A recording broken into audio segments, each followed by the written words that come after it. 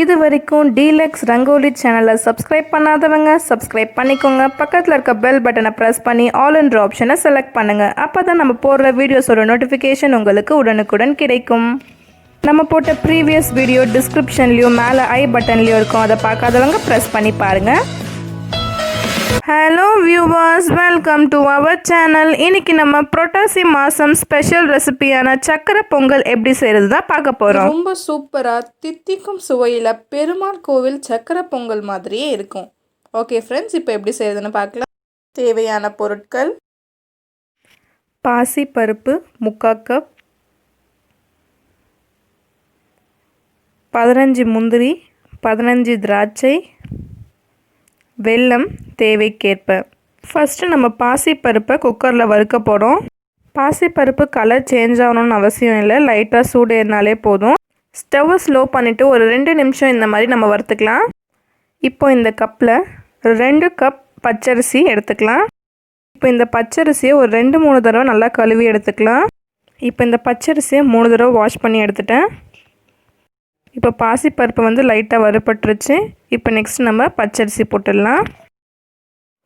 2 cup பச்சரிசிக்கு 6 cup தண்ணி ஊற்றினா கரெக்டாக இருக்கும். தண்ணி அதிகமாக ஊற்றினா தப்பு இல்லை, அப்போ தான் நல்லா குழஞ்சி வரும்.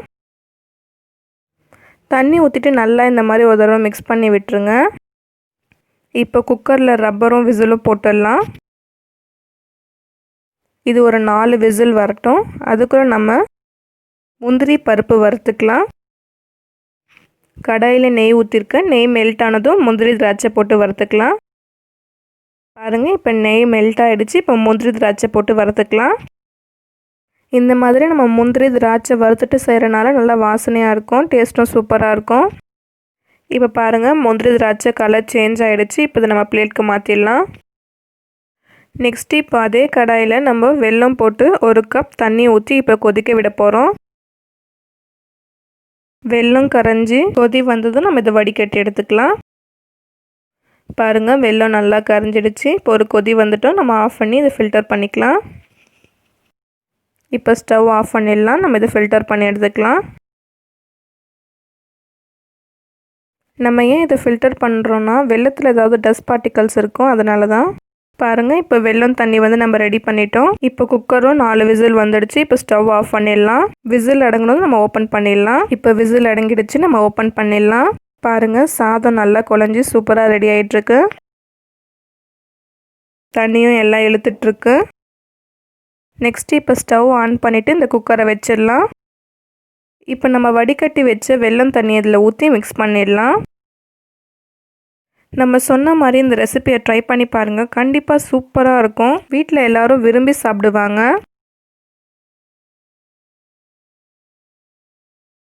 பாருங்கள், இப்போ இதை நல்லா நம்ம மிக்ஸ் பண்ணிட்டோம். இப்போது ஏலக்காய் பொடி, வறுத்து வச்ச முந்திரி திராட்சை, 2 டீஸ்பூன் கீ, இது எல்லாத்தையும் போட்டு நம்ம நல்லா மிக்ஸ் பண்ணிடலாம்.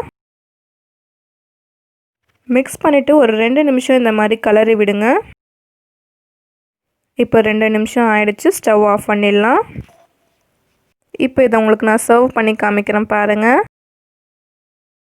அவ்வளோதான் ஃப்ரெண்ட்ஸ், சக்கரை பொங்கல் ரெடி ஆயிடுச்சு.